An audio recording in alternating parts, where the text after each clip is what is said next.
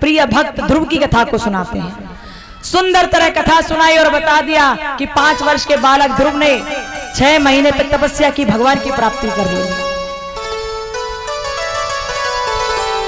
जब तक ध्रुव संसार में रहे हर प्रकार का ऐश्वर्य भोगा, और जब समय पूरा हुआ तो भगवान के धाम में वो प्रस्थान कर गए। बोलो भक्त वत्सल भगवान की जय हो।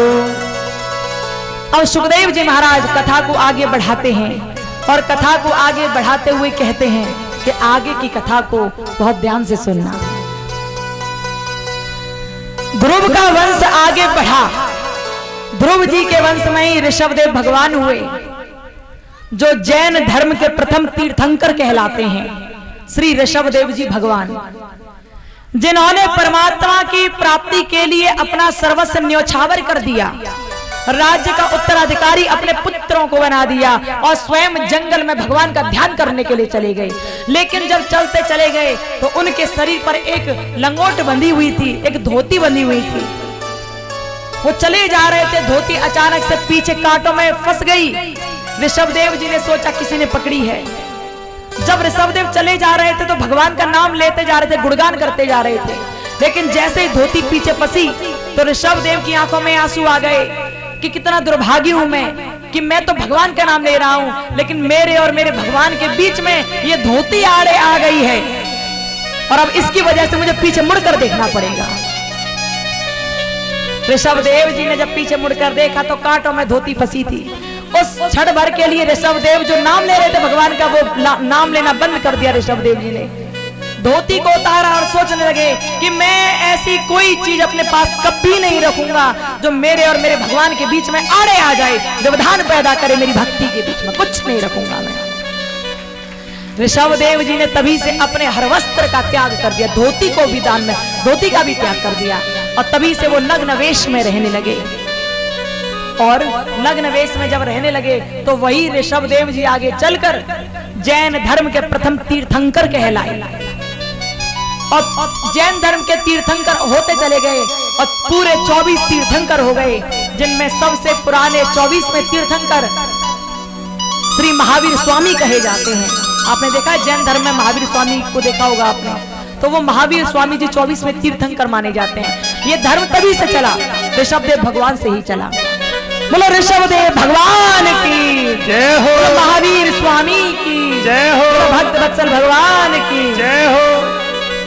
सुखदेव जी कथा को आगे बढ़ाते हैं और कहते हैं कि ऋषभदेव के वंश में ही भरत जी हुए, जिन्हें 3 जन्मों तक अपने जन्म की याद थी।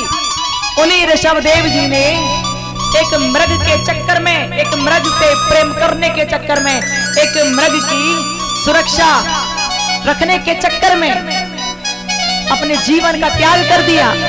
और जब वो मरे तो अंतिम समय एक मृग एक हिरण के बारे में सोचकर मरे, इसलिए अगला जन्म उन्हें हिरण का ही मिला।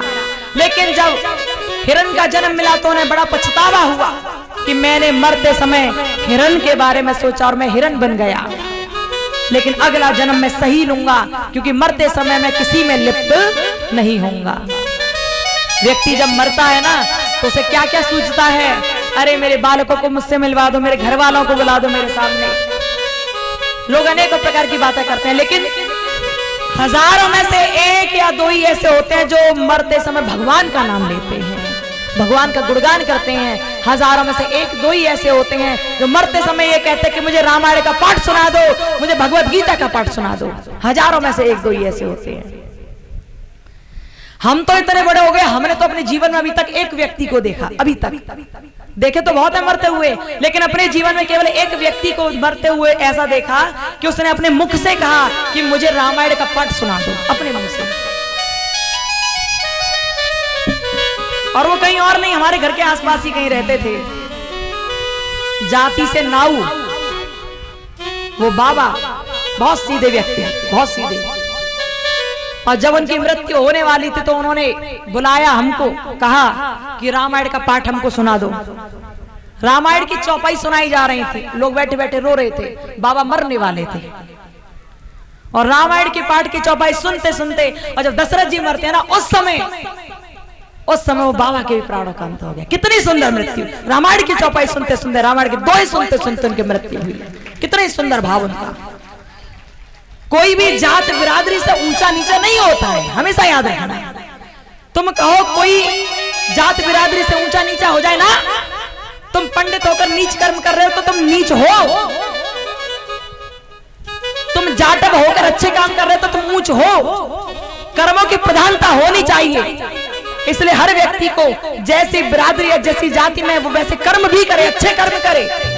आप किसी भी तरह को, लेकिन अच्छे कर्म कर जाओ तो आपसे बढ़िया कोई दुनिया में नहीं हो सकता।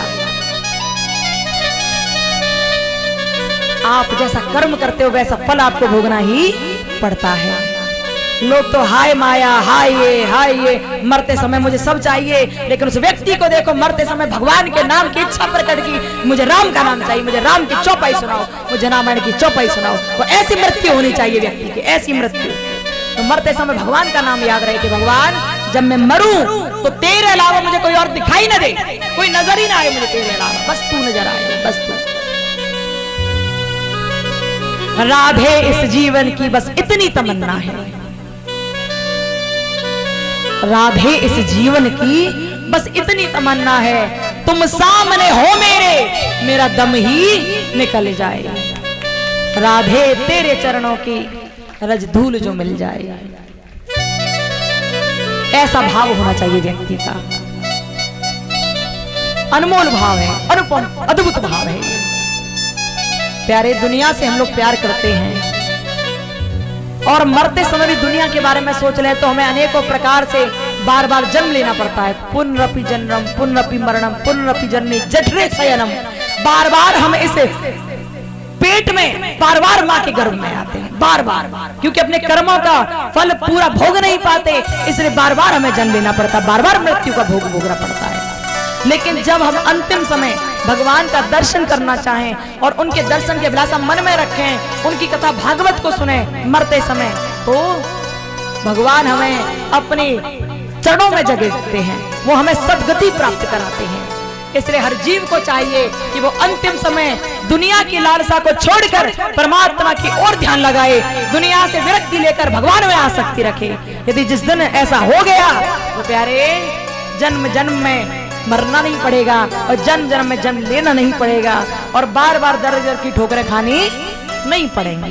बोलो राधे राधे राधे। ये कथाएं भागवत सिखाती हैं हम लोगों को कि हम लोगों को कैसे जीवन यापन करना है। जब अंतिम समय आए तो हमें कैसा विचार अपने मन में रखना है, ये कथाएं ही तो सिखाती हैं। ये कथाएं तो व्यक्ति को निखार कर आगे लाती हैं कि तुम्हारे अंदर वो पावर है, वो शक्ति है जो तुम अपने इसी जन्म में अपने उद्धार का मार्ग प्रशस्त कर सकते हो। तुम्हारे अंदर वो शक्ति है, यदि तुमने ध्यान से सुन ली तो तुम जीवन का मार्ग सुंदर बना लोगे। और नहीं सुन पाए तो भैया यहाँ लटके हो, लटके तो रह ही जाना है, और होना क्या है। बोले राधे। सुखदेव जी महाराज कथा को आगे बढ़ाते जाते हैं और कथा को आगे बढ़ाते हुए कहते हैं कि भरत जी ने मृग के मरते समय मृग का ध्यान किया, इसलिए उन्हें मृग योनि में जन्म लेना पड़ा।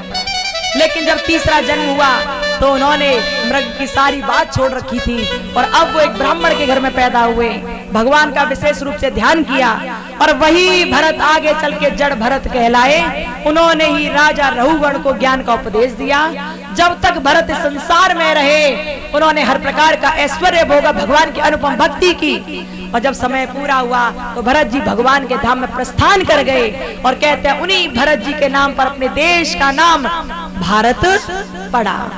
बोलो भरत जी भगवान की जय हो, बोलो ऋषभदेव भगवान की जय हो। अब सुखदेव जी महाराज कथा को और आगे बढ़ाते हैं और कहते हैं राज ऋषि परीक्षित, भगवान के एक दो नहीं बल्कि अनेकों भक्त हुए, अद्भुत भक्त, अनुपम भक्त, अनेकों भक्त हुए। सुनते जाओ तुम कथा को, मैं तुम्हें सुनाता जाता हूँ।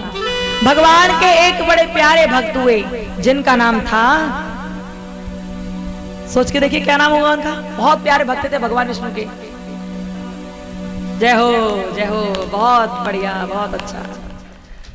भगवान के प्रिय भक्त हुए प्रहलाद, बच्चा बच्चा उनके नाम से परिचित है। क्यों परिचित है आप उनके नाम से, क्यों जानते हैं आप उनका नाम? क्योंकि उन्होंने एक ऐसी दिव्यता प्राप्त की भगवान का नाम लेकर कि वो घट घट में समा गए। ऐसी भाव था उनका कि घट घट में मेरे राम बसते हैं, मेरे भगवान बसते हैं। प्रहलाद हिरण्यकश्यप और कयादु का पुत्र है। राक्षस कुल में पैदा होने के बाद भी भगवान का गहरा भक्त बना। जरूरी नहीं है कि एक परिवार में यदि सब बुरे हैं तो उनमें एक भी अच्छा ना हो, एक तो अच्छा होगा। परिवार में 10 लोग रह रहे हैं तो 10 बुरे नहीं होंगे, एक आध तो अच्छा होगा। रावण के लंकापुरी में कोई अच्छा था ही नहीं, लेकिन फिर भी एक अच्छा था। कौन? विभीषण। कोई भी जगह, कोई भी व्यक्ति कभी भी 100% गलत या सही नहीं होता। रावण की पूरी लंकापुरी में सब गलत थे सिवाय विभीषण के, और इधर पूरी अयोध्यापुरी में सब अच्छे थे सिवाय मंथरा के। मंथरा के, केकई के नहीं, मंथरा के।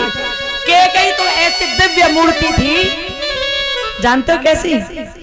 केकई तो ऐसी दिव्य मूर्ति थी जिसने राम को पुरुषोत्तम बनाने के लिए, जिसने श्री राम को मर्यादा पुरुषोत्तम बनाने के लिए अपने अस्तित्व को मिट्टी में मिला दिया, अपनी इज्जत को मिट्टी में मिला दिया। इसलिए तो आज हम लोग कहते हैं कि केकई ने राम को वनवासी बना दिया। यदि केकई राम को वनवासी न बनाती तो राम राम न बन पाते, और राम को कोई मर्यादा पुरुषोत्तम नहीं कहता, फिर तो राम राजा बनकर रह जाते केवल। लेकिन धन्य थी वो केकई जिसने राम को मर्यादा पुरुषोत्तम बनाने के लिए अपने हर प्रकार के अस्तित्व की आहुति दे दी, हर प्रकार की इज्जत की आहुति दे दी कि दुनिया मुझ पर तो कलंक लगाएगी, मेरा कुछ नहीं बिगड़ रहा, लेकिन राम तुम यहाँ आए हो तो तुम्हें मर्यादा पुरुषोत्तम बन के ही दिखाना है, ताकि दुनिया तुम्हारे नाम के उपदेश दे, दुनिया तुम्हारे नाम की तारीफ करे। राम मैं यही चाहती हूँ, क्योंकि ये चाहती थी राम से। कौन दुनिया में ऐसा है जो अपने ऊपर कलंक ले ले और दूसरे को ऊंचा चढ़ा दे? कौन है दुनिया में? कोई है ऐसा? केकई ही थी, लेकिन हम लोग उसके भाव को गलत मान जाते हैं। सुखदेव जी महाराज कथा को सुनाते जाते हैं और कथा सुनाते हुए कहते हैं, राजऋषि परीक्षित, भगवान के श्रेष्ठ भक्त हुए प्रहलाद, राक्षस कुल में पैदा होने के बावजूद भी प्रहलाद भगवान से बड़ा प्रेम करते हैं। उन्हें घट घट में भगवान नजर आते हैं, सर्वत्र ब्रह्मानुभूति के दर्शन करते हैं, वो हर जगह भगवान को देखते हैं। वो एक बार क्या हुआ, हिरण्यकश्यप प्रहलाद से बोला, प्रहलाद क्या तुझे नहीं पता कि तेरे चाचा को यानी कि हिरण्याक्ष को भगवान विष्णु ने मार दिया था पृथ्वी को ले जाते समय? वो तेरे चाचा का हत्यारा है और तू उसी का गुणगान करता रहता है, उसका गुणगान नहीं कर। प्रहलाद ने कहा, पिताजी भगवान किसी का दुश्मन नहीं होता, आपकी गलतफहमी है। हिरण्यकश्यप ने कहा, वो विष्णु दुश्मन है हमारा, मान जा। प्रहलाद जी बोले, ना मैं नहीं मान सकता, क्योंकि इंसान का दुश्मन इंसान ही होता है। हम लोगों पर थोड़ा कष्ट पड़ता, हम लोग भगवान से कहते हैं, भगवान हमने कौन से बुरे काम किए थे जो आपने हमारे संग ऐसा कर दिया, आपने हमारे संग ऐसा करवा दिया। प्यारे, भगवान कभी किसी का बुरा नहीं करते। हम लोग इस समाज में आते हैं, संसार में आकर हम लोग अपने ही एक दूसरे के दुश्मन हो जाते हैं। भगवान किसी का दुश्मन कभी नहीं है। प्रहलाद जी ने भी यही बात सिखाई, यही बात सुनाई अपने पिता हिरण्यकश्यप को। पिताजी, बैरी नर का नर ही होगा। यदि आप सोचते हो कि भगवान आपका बैरी है, आपका दुश्मन है, तो आपकी गलत बात है ये पिताजी। बैरी नर का नर ही होगा, नर का नर ही से जोड़ा है।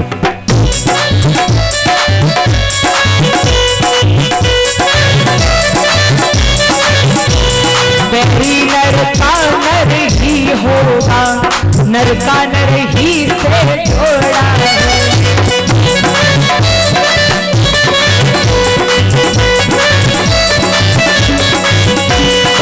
ध्यान से सुनो मेरी बात। बैरी नर का नर ही होगा,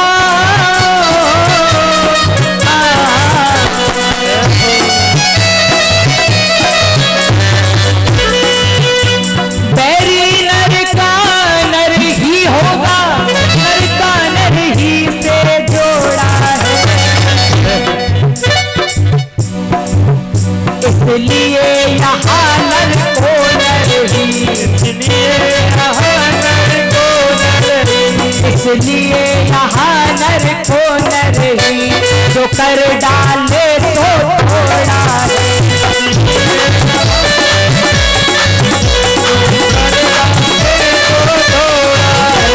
इसलिए यहाँ नर को नर ही, जो कर डाले सो थोड़ा है।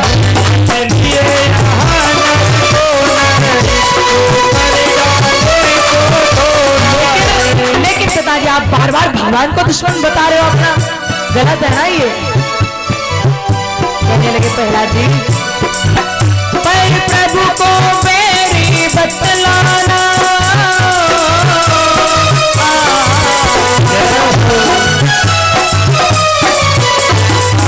आप कह रहे भगवान आपके दुश्मन है। अरे कैसा ऐसे संभव है भाई, वो दुश्मन है ही नहीं किसी का। पर प्रभु को मेरी बतलाना, ये मोह मात्र के कारण है। उन हरि से बैर प्रीत कैसी, उन हरि से बैर प्रीत कैसी, उन हरि से बैर प्रीत कैसी, हम नर हैं वो नारायण है।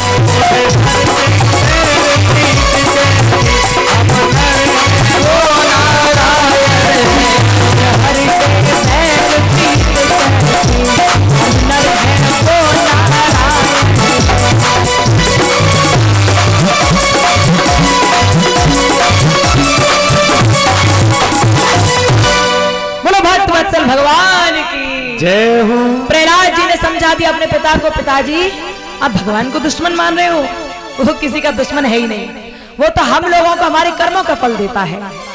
कर्म हम करते हैं, फल देने वाला वो है, इसलिए दुश्मन मत मानिए उनको। मैं चाहता हूं आप भगवान की भक्ति करो। जब प्रहलाद जी ने कहा तो हिरण्यकश्यप क्रोध में आकर बोला, अरे प्रहलाद तू मरना चाहता है। परीक्षित जी, उस हिरण्यकश्यप ने प्रहलाद को मारने के सारे काम किए। ऊंचे ऊंचे पहाड़ों पर से नीचे गिरवाया, बड़े बड़े नागों से डसवाया, ऊंचे ऊंचे पहाड़ों से जो नदियां नीचे दिखती थी उनमें गिरवाया, और तो और होलिका तक के साथ जलवा दिया। लेकिन प्रहलाद का कोई बाल विवाह का न कर पाया, क्योंकि भगवान की प्रहलाद पर बहुत विशेष अनुकंपा थी। जब प्रहलाद को कोई मार ही नहीं पाया, प्रहलाद की हानि हो ही नहीं पाई, तो हिरण्यकश्यप बड़े आश्चर्य में रह गया और कहने लगा, प्रहलाद हर वक्त राम का नाम लेता रहता, भगवान का नाम लेता रहता, बता कहाँ है तेरा वो राम, बता कहाँ है, देखो तो सही कहाँ है वो, दिखा मुझे। और जैसे ही कहा तो प्रहलाद जी ने कहा कि वो तो हर जगह है, सब जगह मौजूद है, लेकिन नजर आता नहीं। हर जगह है वो, पर नजर नहीं आता। नजर किसको आता है? जो सारी दुनिया से विरक्ति ले लेता है और भगवान में आसक्त हो जाता है, उसको वो नजर आता है। उस हिरण्यकश्यप ने कहा, अच्छा ये बता कि क्या ये तेरा भगवान मुझ में भी है, धरती में है, आकाश में है, सब जगह है? प्रहलाद जी बोले, हाँ पिताजी सब जगह है। बोले प्रहलाद राम मेरा, पिताजी बोले प्रहलाद राम मेरा व्यापक सारे संसार में है, तुझ में भी है, मुझ में भी है, इस खंबे में तलवार में है, सब जगह है वो। लेकिन उसका वो सूक्ष्म रूप ऊपर से नजर न आता है, लेकिन उसका वो सूक्ष्म रूप ऊपर से नजर न आता है, वह उसे देखने पाता है जो अनदेखा हो जाता है। भगवान के दर्शन सिर्फ वो कर पाता है जो सारे संसार से आंखें मूंद ले और भगवान में आसक्त हो जाए। संसार में क्या हो रहा है होने दे, लेकिन बस भगवान की ओर ध्यान लगा ले,